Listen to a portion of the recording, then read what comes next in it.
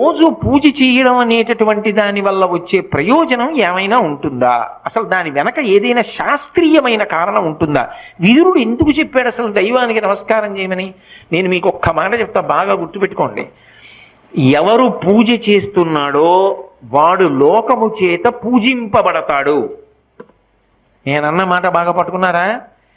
ఎవరు పూజ చేస్తాడో వాడు లోకము చేత పూజ అందుకుంటాడు. అదేమిటండి మీరు అన్న మాట మాకు బాగా అర్థం కాలేదు, మీరు ఏదో అన్నారు బాగుండదని అన్నాను అంతే అంటారా? మీకు వివరణ చేసే ప్రయత్నం చేస్తా. పూజ అంటే ఏమిటి? పొద్దున్నే దేవుడి దగ్గరికి వెళ్ళో దీపం పెడుతున్నా. ఎందుకు? ఎవరు భగవంతుడు? చంద్ర సూర్యౌ చ నేత్రే కర్ణావాసా శిరోద్యౌ ముఖమవిదహనో యస్య వాస్తేయమబ్ధి అంతస్తం యస్య విశ్వం సురనర ఖగో భోగి గంధర్వ దైత్యైః చిత్రం రమ్యతే తం